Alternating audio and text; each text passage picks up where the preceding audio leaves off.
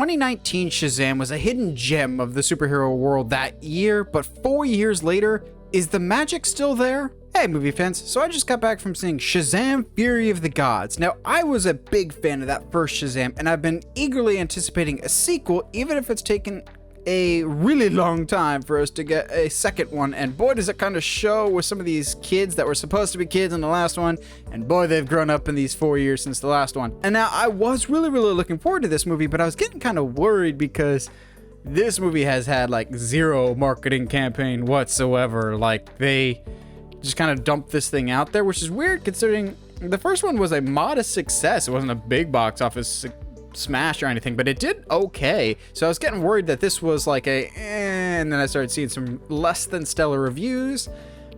For me personally, if you like the first one, I think you'll like this next one. I really enjoyed Fury of the Gods. I don't enjoy it nearly as much as the first one, but I think they're going for different things. The first one was much more of a personal story. This one is comic booky to the max. You have superheroes and dragons and mythical creatures and whatnot. It is weird and bizarre, and I really enjoy it. It's not perfect, but I had a lot of fun with it, and I feel like if this was a couple years ago and just the culture around superhero movies wasn't just, all right, what is this movie leading towards, I think it would do a lot better, because the beauty of the Shazam movies is that they're very self-contained. They're telling their own thing every time. I liked how personal and intimate the first Shazam was. This, more or less, is still about the Shazamily taking on a threat in Philadelphia, but it doesn't have greater world-ending ramifications, which I think is a nice reprieve in the comic book world. We need it. So let's talk about the positives, negatives, and we'll round out with some positives again. So the biggest positive of this is Zachary Levi is born to play Shazam. He is absolutely perfect. Now, a criticism I kind of had for the original Shazam kind of still carries over here of Asher Angel plays Billy Batson and Zachary Levi plays God tier version, like he's Shazam. And the two don't always feel like they're the same character. Like, Kid Billy still feels like the more emotionally mature character, and once he gets superpowers, then he becomes a giddy 12-year-old. Like, the characters don't always feel the same, but both individual performances are a lot of fun. Zachary Levi is just perfect in this role. All line deliveries are great. The few emotional beats that are required of him, he absolutely nails. This is a fun flick. He's not the only solid casting in this, though.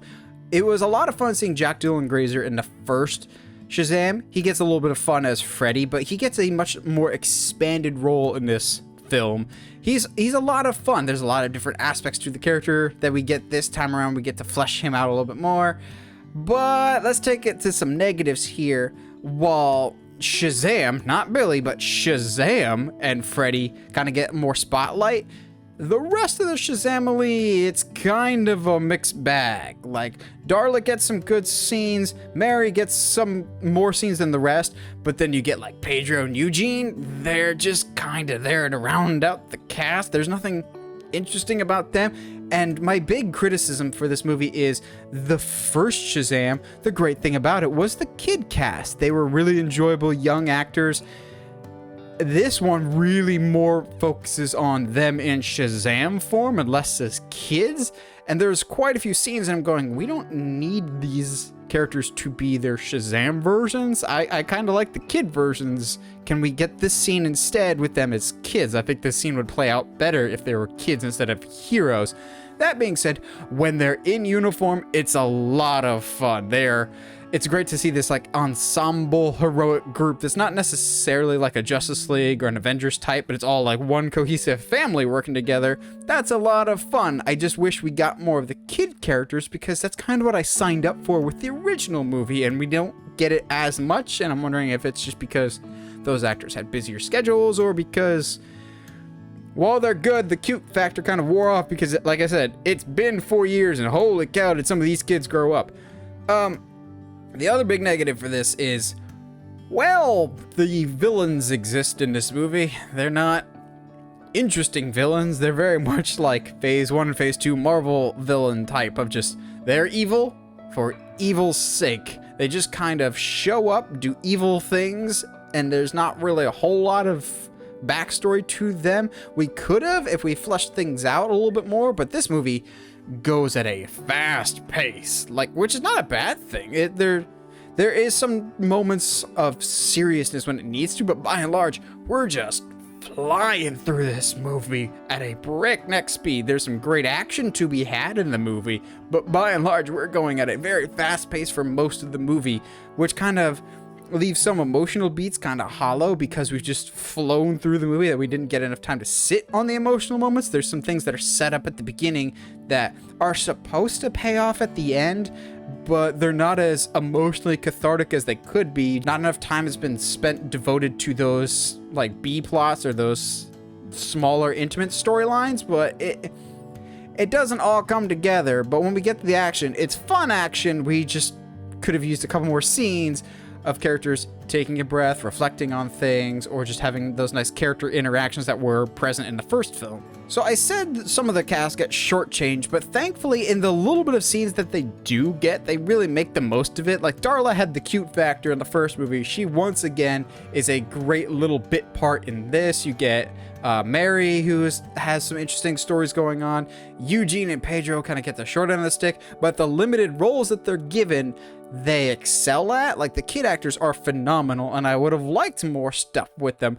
Not to say that the adult version of them in their Shazam form isn't great as well. There's, once again, Darla's character actor is particularly a standout, but I kind of wanted more of the kid actors. Well, the scenes that we do get with the kids are a lot of fun. I also said it was incredibly fast paced, but I didn't mind so much because we had a lot of fun action to be had. There's some weird, wacky creatures. You can tell that the director, David F. Sandberg, returning from the original film, he comes from a horror background because some of the creature designs, I'm going, aha, you had some fun with these, didn't you? They get dark, they get twisted, but at least for some fun moments, but fun action set pieces that are different enough from the first one, but kind of feel in the same vein. Like some of the characters that you see in this movie definitely feel like they could have belonged with the Seven Deadly Sins in the original film. It's not bad, but it's different enough from that first movie with Dr. Savannah. You can see in the trailer, you got this big dragon. Dragon's interesting and unique enough, albeit a little generic, just like, you know, the villains. And lastly, this may not sound like a big deal, but it's something that I've harped on for a really long time, and that is Djimon Hounsou, who plays the Wizard Shazam, is just fantastic. He's got some bit parts in this. He is one of the most underrated actors working today, and they flesh out the character of the wizard from the first movie. Some people might not like the direction that they take him. I really, really liked it. I think he was a lot of fun.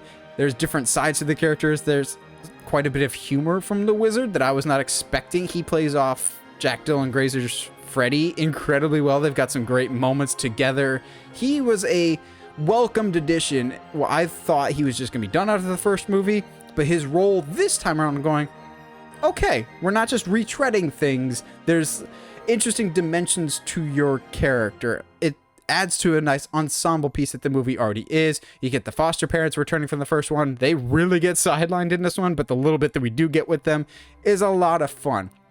I'm disappointed to say that this movie probably will not do well at the box office, which is a shame because I feel like the beauty of Shazam is that this one and the first one don't have big world-ending implications, and it's very self-contained and small in scale, and I like that. It's a nice reprieve. I like these more than the Ant-Man movies, which are kind of the same thing for Marvel, of like the little breaks in the action. However, Ant-Man was allowed to get a third film. I don't think we're gonna get as lucky for Shazam. So if this is the last time we get to see these characters before DC reboots everything, I'm gonna be sad, but at the same time, I'm okay, just because I feel like, okay, we got two very fun, enjoyable movies.